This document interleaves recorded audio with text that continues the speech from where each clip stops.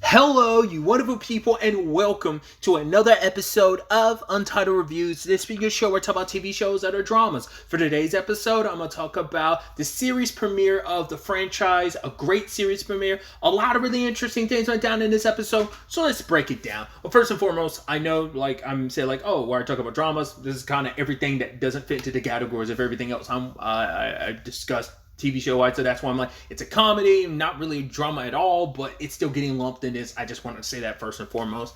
Nevertheless, I went into this obviously knowing the premise of it, and I love that we just get straight to it. I mean, they're already, they're in day 34 of 117, so I do think that's so interesting. We're never seeing, the birth of it. Maybe later on we will, but I think the entire thing is going to be, we're already in the middle of production, and the hiccups and complications that can come through, where it's like, okay, Daniel's the first, AD, assistant director, so it is a situation of, he says, I'm the Mr. Everything at the very end of the episode, because it's like, that's the role I play of, I kind of make sure the actors don't kill each other or themselves or hurt themselves or whatever, so it is going to be a situation of I kind of balance everything. I try to make sure that the director's vision gets seen through, so it is balancing everything. You got Dag, which I actually don't know what her job, she's second assistant director, isn't she? Actually, I don't know, or not unless she's supposed to be his assistant. Just like Steph is to Eric, I guess that's what Dag is. Because I was about to say, do we even know her actual job?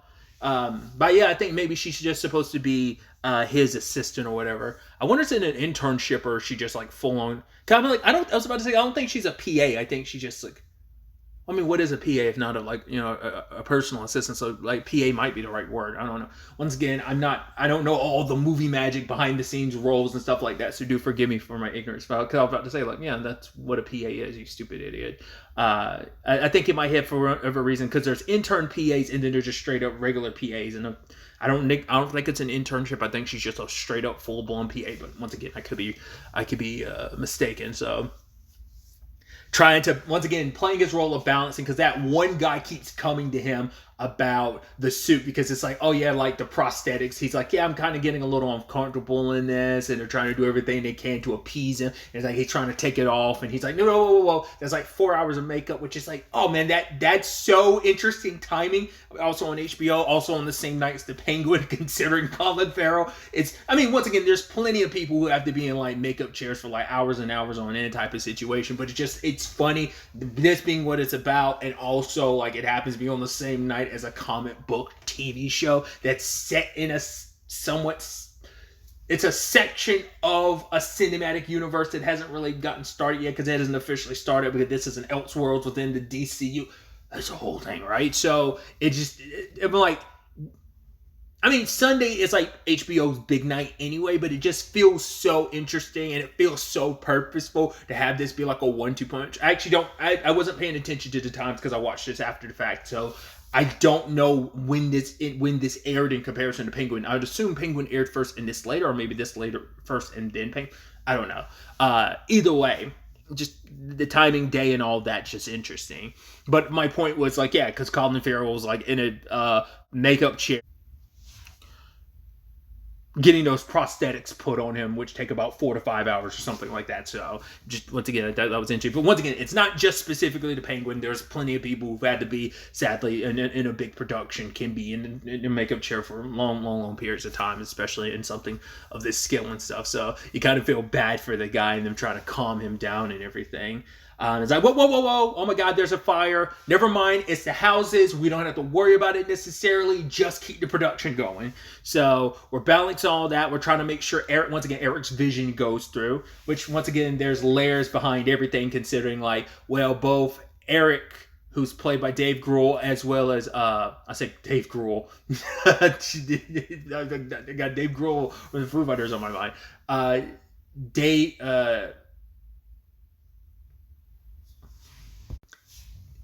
Daniel Bruhl, God, I was messing that up so much. Daniel Bruhl, who was in the MCU as Zemo, and we also had Richard E. Grant, who played a Loki variant in Loki. So just you actually have two people who've been in like the Marvel umbrella to some extent. So I just think that's and the Marvel machine to some extent. So I don't know if those were like there's layers to that casting, but it's Daniel Bruhl and Richard E. Grant are just great on their own anyway. You're just adding this extra layer about like, oh yeah, by having them in this. But either way, I also love that whole situation where it's like once again kind of a shot at Marvel because Marvel seems to be the only one that does this, but I don't know if any other production does this. But the whole like they already have so much already pre-rizzed ahead of time, so it's like, oh no, we already got the pre-riz for this scene. Like, oh look at it, he's like, oh cool, man, it looks so dope. Why am I walking like that? It's like, well, yeah, I mean, you kind of you're anxious, but you got swagger. You're swaggerly anxious. It's like, yeah, you're kind of like a panther. It's like, okay, going to a job interview, and home dude's like, what? He's like, not that. But that, and you're like, what the fuck does that? What kind of direction is that? It's like, yeah, make some sense of it. And Adam, who's playing Tecto, was like, all right, I got it. No, I got it. I'm like, I wouldn't be able to know what to do with that direction. Hey, I'm not an actor. I also love the whole bit where like early on when it's Peter's trying to tell a joke, he's like, a very crude. He's like, "Oh, I probably shouldn't say this, but who cares? I'm gonna say it anyway." And it's like, "Ooh!" Dag ends up pulling Daniel away. He's like, "Ooh, sorry, you saved that punchline." And he walks over to Dag. Do not let him finish that punchline. Do not let him finish that joke because the last thing we need is him to say something inappropriate and get canceled. It's too important. Which I'm like, there's layers upon layers for that as well. So.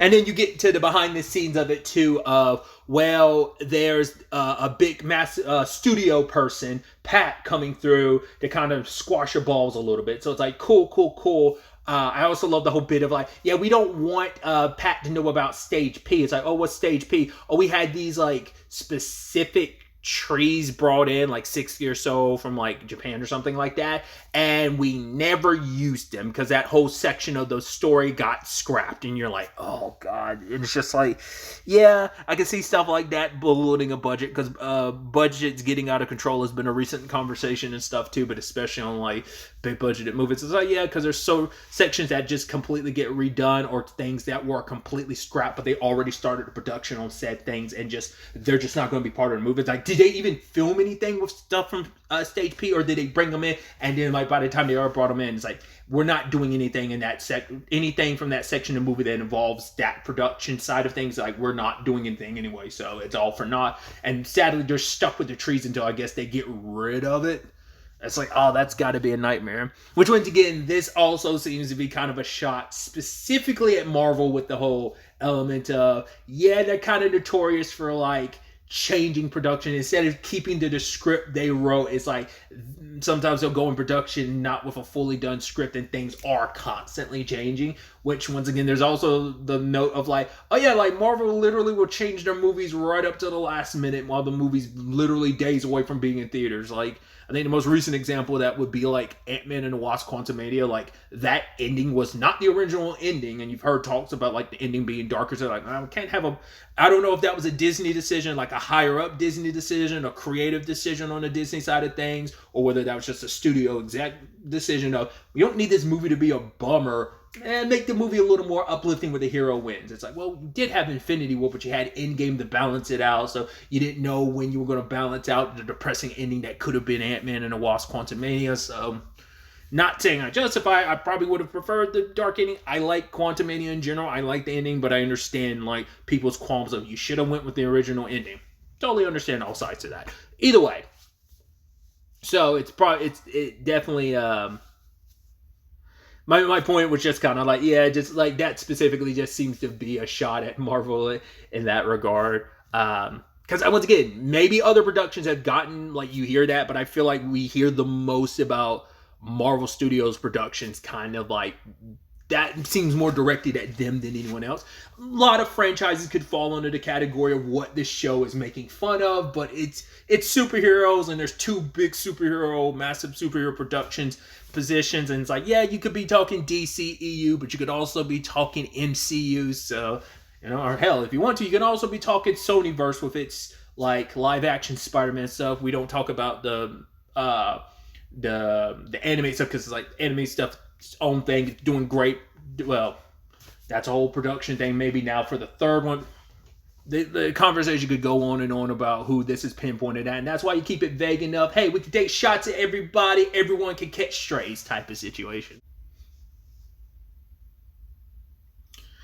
I even love there's that bit where Adam is like talking louder, and then Peter's like, "Whoa, stop it! Stop! Why is he yelling at him?" He's like, "Well, they're going to be adding in waterfalls, and I thought we should talk." He's like, "But Peter's like, no, but why would we be having such an important meeting if this was going to be like near? Why would we have such an important conversation near waterfalls?" And it's like, yeah, could we pick a different location for it? But it's like it's kind of necessary, and him projecting his voice, being like, yeah, I'm talking louder because we're supposed to be near waterfalls that they're going to add in later on through visual effects. I'm like, that's actually a good choice of like, oh, you're thinking that through. Like, rather than later on most likely having to, that could easily be an ADR situation of like, oh, you have to add those lines in later because you're like, ooh, the audio at the time when we recorded that, we didn't catch the fact that didn't really pick up well, and we didn't really notice that until the editing process. All right, get Adam in here and ADR in those lines. I'm sure that's going to be an added element to this whole production as well, I'm sure. I mean, everything has ADR, so. Because ADR could be something where it's like a last minute decision, like the director or anyone else or the writer decided to include, but also it could be a studio exec being or decision of, oh, like, just for the flow of things of, oh, we didn't think about this, so we need this line of dialogue meant to be like changed or altered in post, while we're in post production type of situation. Also, the movie is being accused of being too dark, which I think could also be, once again, not just MCU. I think that's more so a shot at the, well, I've heard that recent complaint about Agatha, so I thought that was an interesting time on that front, but like I think that's more a shot at DC because like DC had like some very like dark. I mean, that could also be a shot at like the Batman because like the boys had a shot about the Batman being like, oh yeah, it's so we're gonna have like a 12-minute very dark scene or something like that. So just kind of about how dark the Batman is lighting wise and stuff. And Eric not wanting that, but it's like, all right, we could justify by adding in a second sun instead of sunset, sunrise, and Adam Tecto's actor being like, yeah, I'm all about that. So,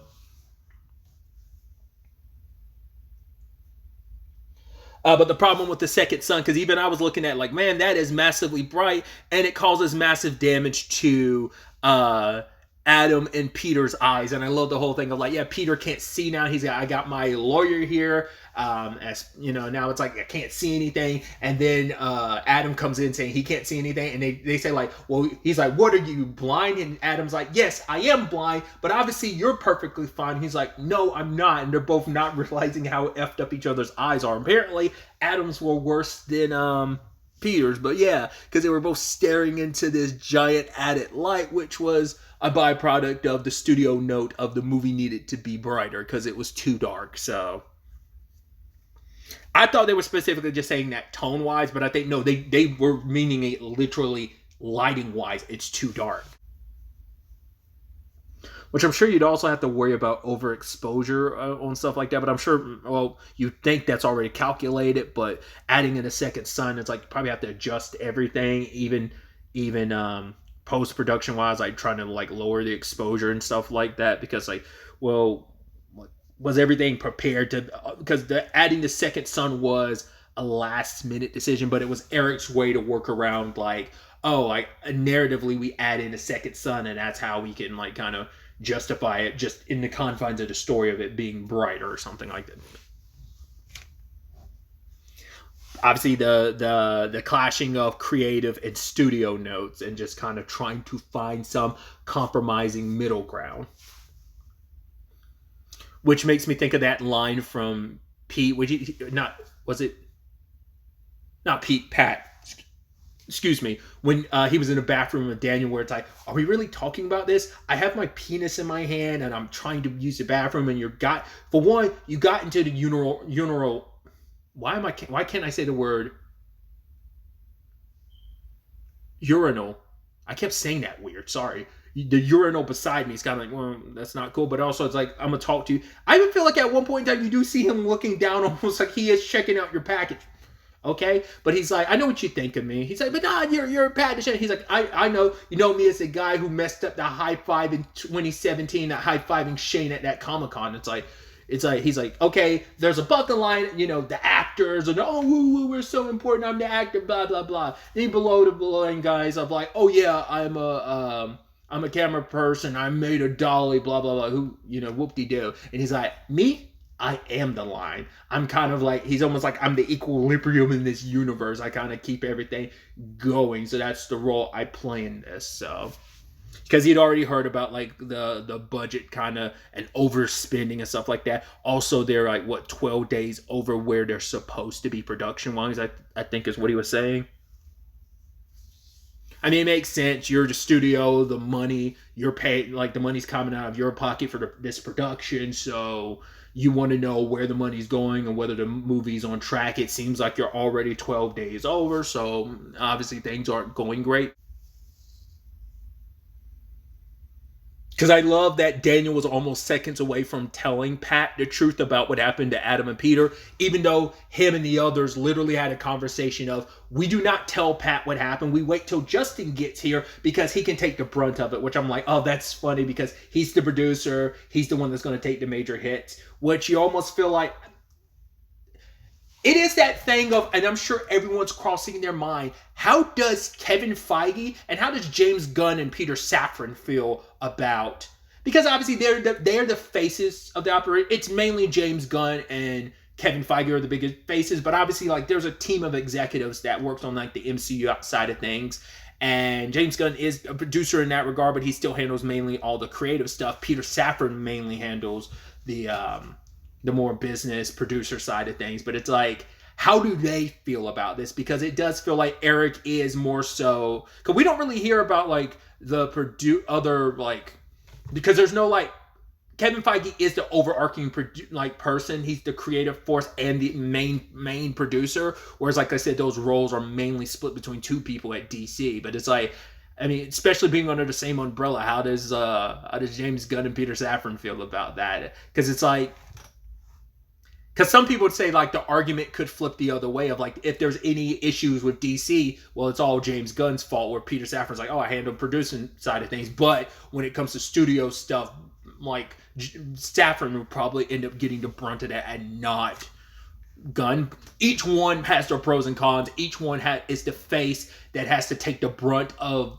the pummeling from one side, whether it's the public or whether it's the studio. So it's just like, that's just an interesting thing. But that's where like, yeah, let's bring Justin in because it's his job as a producer to take all the punches. So we hold the line until Justin gets here and feed him to the lion that is Pat.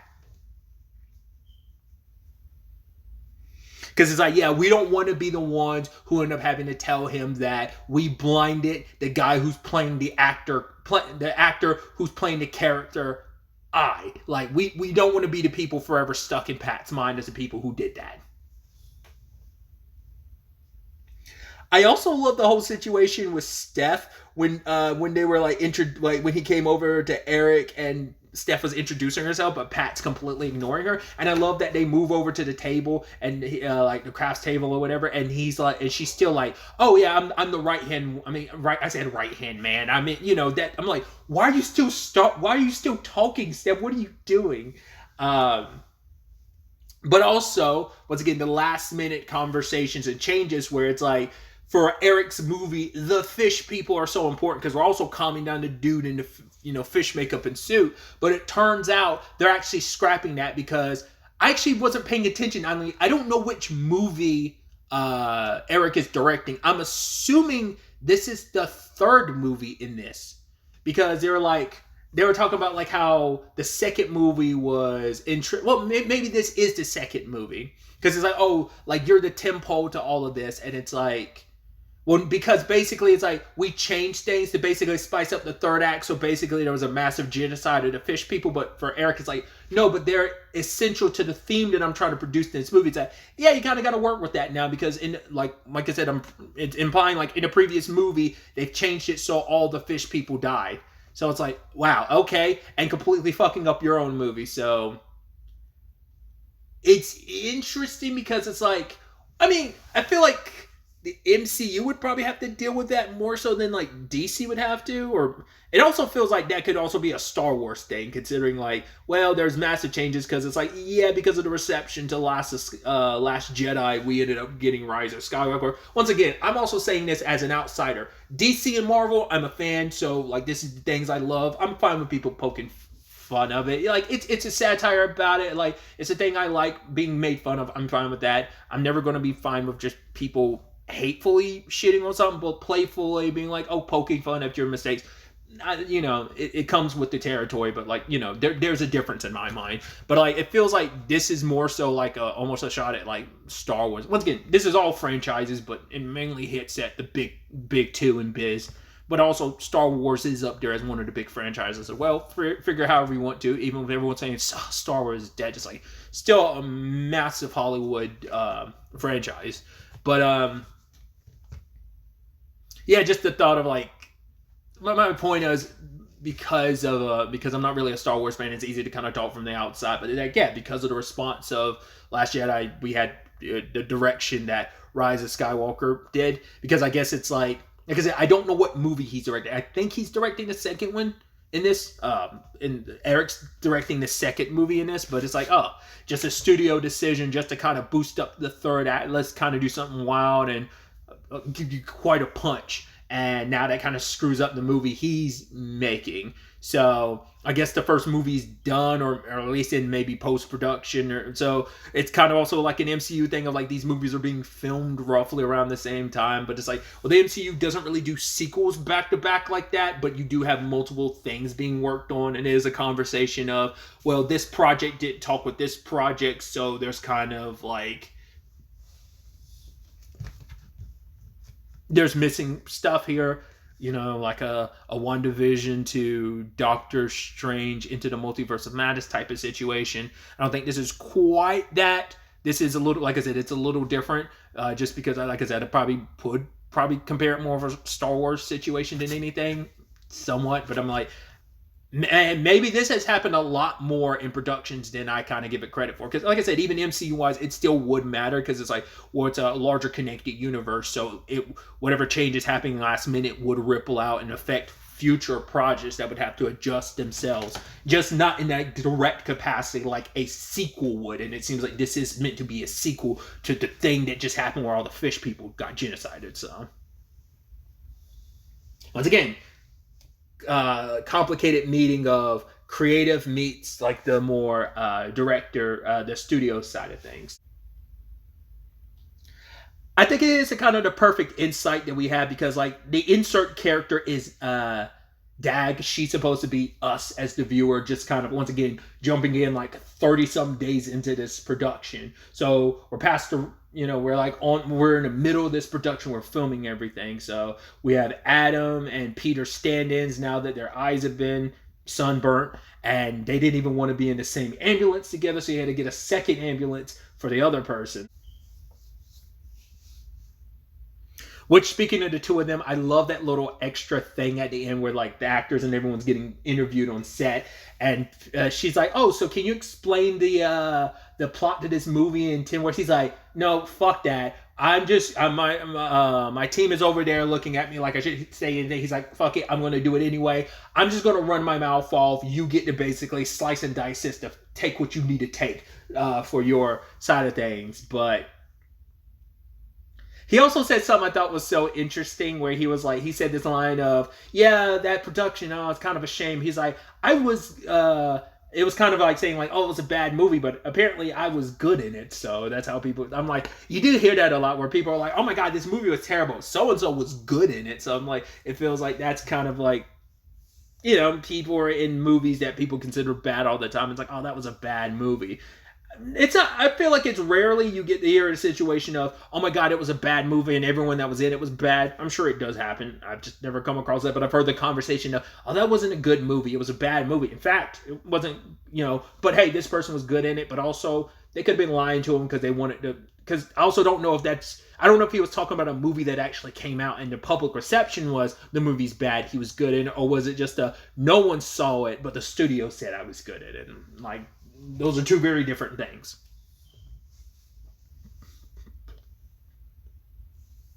And even Adam explaining the plot to the movie, being like, yo, I'm Tecto, and it's like, it's like, it sounds like absolute nonsense. And that's the beauty of it. Like, when you're in the middle of filming it, it can feel like absolute nonsense. It sounds like gobbledygook, but then you're just like, nah, like, I mean, it makes sense in the context if you're well versed, because like, the thing they are adapting is based on a comic book. So the lore and the story is there. It's just about a process of adapting it. Oh yeah. Also, we kept hearing about this mysterious Justin. He showed up at it. He's like, yeah, I'm gonna tell Pat to go fuck himself, and he did. And Justin, in fact, got fucked because he got fired, and it turned out that his replacement is Aya Cash's character, which apparently her and Daniel have history. Don't know what that is. Isn't he also going through a divorce because he had the text read out loud about I don't know who that was in response to, so I don't know if he's like currently in a divorce or whether he's just like in a new relationship, or maybe that was someone else in general. I don't remember who the text message that was being read out loud is from. But yeah, it is interesting that she happened to be on this production, and she's like a pretty big producer now, and now it makes sense because I guess they from the very beginning had the plans of firing Justin. That's why she was here. She was here to be his replacement. She just kind of didn't give Daniel the heads up. So it's like, oh, cool. So you're working on a production with your ex. Interesting. It's also going to be really interesting for people who've never seen Aya Cash outside of The Boys. If you've seen The Boys, you'll know what character she played. So it's going to be interesting for some people who might be coming into this being like, oh, that's Stormfront from The Boys. Because that was another person. I was like, I knew there was someone else on this production team that had been in superhero late, and I couldn't remember. I remembered Daniel Gruel. I keep saying Gruel. I'm so sorry. And Richard E. Grant, but I remember there being someone else, and that's Aya Cash. But yeah, it's kind of like, and I love the ending of it, the episode being like, Dag asking like, why do all this? And he's like, well, there was that guy, and tells that story of like, oh, this guy shoveled and burnt elephant shit who worked in the circus, and the guy asked him, like, guy's like, oh, I got you a good paying job, regular hours, and he's like, why? And leave showbiz? And he's like, oh, that's a great story, classic story. And it's like, yeah, this is show business, and shit, warts and all, you gotta love it. You gotta love the good with the bad, because it's show business, so you're willing to take all the punches, all the beatings for the purposes of being a part of the business, because ain't nothing like show business. I also remembered what I think was my favorite line of the episode, and that was Pat saying like, oh, basically getting destroyed by 9-year-olds on TikTok who say they're suffering from superhero fatigue, which he's like, it's not a real illness and it's a scam, which I'm like, obviously playing into the fact is obviously that term has been used a lot recently. I'm not going to bash anyone who has suffered quote unquote superhero fatigue, but it's kind of funny. And just like, I'm sure a lot of studio heads are just like, no, that's just some propaganda against superhero material. We still got to go in because they're still making money, or we're one step away from that one big hit that kind of saves us all type of thing. I don't know. It just makes that line just particularly funny. It's like you kind of have to bring up superhero fatigue in the conversation. So I just thought that was funny how they did that. Like I said, just like that line of dialogue is just so funny to me. Anyway, I mean, I knew I was going to really like this. Once again, I don't mind making fun of like things that I like and love being made fun of. It's just like Robot Chicken parodying a lot of stuff I like and love, and I can be in on the joke. Once again, there's a difference between like, oh, this is meant to be meant to be parody, poking fun of. There's a difference between that and just being outright hateful. Like, and I don't look at being hateful as the thing of like, no, we want to tell this funny story of like, oh, some poking fun at these larger franchises. I think that's okay. So I'm not saying everyone's going to feel that way. Maybe some people are going to be pissy about it. I don't think people would be, but hey, the internet's the internet, so you never know how people will respond. But you know, I feel like I can see the funny in it, and it's like, oh, that's kind of wild and interesting, and I can see the parallels. So that's just my perspective on it. I'd be curious to see how you feel about it. But yeah, like I said, I've rambled. I've been sporadic and all over the place enough for this recording. So that's really all I wanted to talk about. Till the next time we meet, be happy, be safe, live life to the fullest, and enjoy it. Good day and goodbye.